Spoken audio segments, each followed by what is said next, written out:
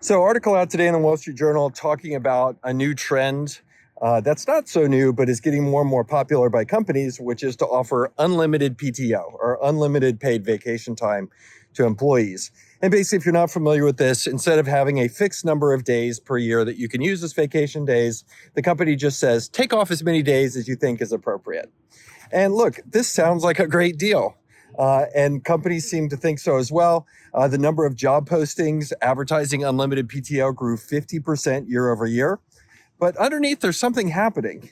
When you go look at the data, the number of days off that people take when they have unlimited PTO policies, it's only 6% more than the average that people normally do, one extra day a year. And 3/4 of employees report that when there's an unlimited PTO policy like this, they feel pressured to work while they're on vacation. So obviously what's going on is not working great. People are starting to kind of cue into this idea of what's going on with unlimited PTO. And for many, it feels like a scam. And there's a better way. And so that's what this video is about. I'll dig into those questions, talk about how we got here, and then tell you something to do that's better than unlimited PTO. So let's dig in. Hi, my name's Michael. If you're new here, please subscribe. I am a business nerd. I love to go for walks and talk about things that are going on in business because I like that. And I've been a CEO for 20 plus years. Other people have hobbies like flying airplanes or doing fun things. I love to talk about business. So I guess everybody has their problems. I got mine. So let's talk a bit about how we got here. And I think it helps explain kind of the trends that have created this unlimited PTO phenomenon. The idea of PTO actually is relatively new. It came about in World War II and subsequently thereafter. So if you look at what was happening in World War II, we sent a bunch of working age men overseas to go fight the war and stuff like that. So there was suddenly a labor shortage where it was difficult to find workers.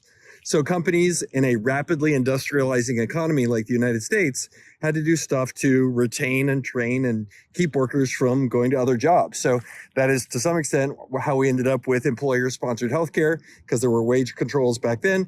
But also employers were trying to compete to basically get employees to choose their jobs, and paying them for vacation days was something that was invented and came about at that time.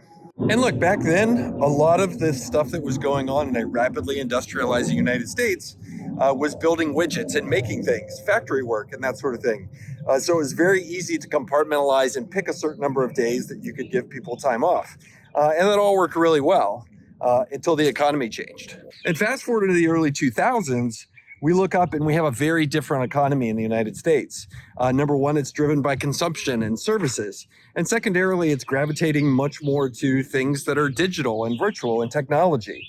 A lot of the things that used to be done around physical good manufacturing, especially at the low end, has moved overseas.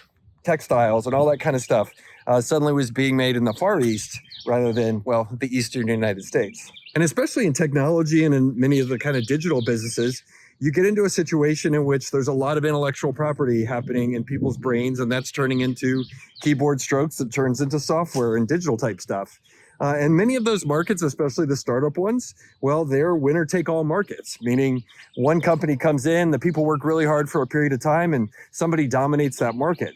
So your output and how hard you work for a period of time, especially in those businesses, becomes super duper important. And in 2003, Netflix, being run by a guy named Reed Hastings, who had a lot of kind of interesting ideas about culture and work and how to create high performing organizations, was leading Netflix. And Netflix was a hard charging culture at that time, trying to beat Blockbuster and trying to win in the DVD by mail business that eventually became streaming. But because of some of these ideas and this hard charging culture, they had a situation where people were working long hours and really rushing hard to try to create something of value for the consumers and ultimately a business that would be very valuable for them because, well, it's Silicon Valley. So everybody has, well, stock options. And so in this creative culture at Netflix that really was thinking outside the box about how to do work and the culture of work, some of the employees started to look around and ask, hey, if we're not counting how many hours per day we're working and how many hours per week we're working, why are we counting how many days per month or per year that we're taking off for vacation days? And it was hard to argue that, right? From a Netflix leadership and talent perspective, like, well, yeah, they kind of have a point. So the Netflix leadership at that point told their folks, hey, congratulations, we have unlimited PTO. and take off as much time as you like. We appreciate you working hard, and we trust you to use your best judgment to do right by the company and take off, and have unlimited PTO. And look, Netflix, pretty highly regarded company.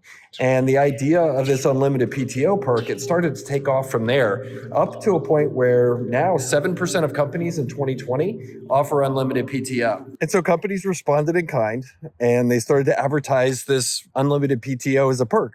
And they often did it for high-paying jobs only. 120K or more was where you started to see the sweet spot where people started to put this unlimited PTO benefit into practice. But what the years have proven out is that unlimited PTO policies have actually created work cultures and work environments that do the opposite of providing more benefit to the employees. Unlimited PTO, it actually sucks. So some numbers for this, 83% of respondents to a survey reported that they and their fellow employees avoided taking time off because they were too busy. And then 75% of respondents reported that there was an expectation in their company that they would work while on vacation if they had unlimited PTO policies. In other words, this was vacation that really wasn't vacation. Oh, but if you thought it couldn't get worse, there's more. I feel like I'm on an infomercial here. But wait, there's more. So on average, companies with unlimited PTO policies, they actually did worse in terms of measuring the satisfaction or the measurement of satisfaction of work-life balance amongst employees. It was 2.5% lower if you were an unlimited PTO policy company. And this particular survey about unlimited PTO had another bad sign and data point for us, which is 58% of respondents reported that work was their number one source of mental health challenges. In other words, this thing that was supposed to be a huge benefit to employees, unlimited PTO, and work-life flexibility and work-life balance that comes with it, it was all a mirage. But let's switch to some good news. The data like this that I'm talking about here, it's starting to get out. And another one I haven't talked about is there was a study from NPR where the public radio, where they went through and took a look at job postings and how long it took to fill job postings that included unlimited PTO as a perk, quote unquote. Well, those job postings took on average 12 days longer to fill. And there's only one reason for this to happen. It's that employees are recognizing that unlimited PTO is one of those things that sounds really good, but underneath it is actually worse for employees and also for the companies. All right, so what's the right answer here? If unlimited PTO sucks and then people aren't using all of their vacation days, what is the right answer? Well, I've tried a bunch of different stuff, and my experience is the absolute best path forward for all of this is the following setup if you're a business owner or entrepreneur. You have a fixed number of vacation days that each employee gets based on their relationship with the company. So that may be 2 weeks, 3 weeks, 4 weeks, 5 weeks, whatever that is. And then you mandate as a policy that people are required to use all those vacation days per year. No ifs, ands, or buts. They got to do it with no exception. And if at all possible, they need to firmly and completely unplug while they're on those vacation days. You as the boss can't treat them like they're still at work, even though they're just on vacation.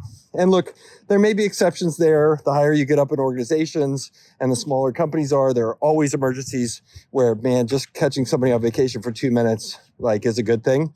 But by and large, sticking to this policy best you can, in my experience, creates the absolute best company culture. And in the end, does what we want, which is creates a partnership between the employees and the employer to where we all win together rather than it being a win-lose. What do you think? Let me know in the comments below. See ya.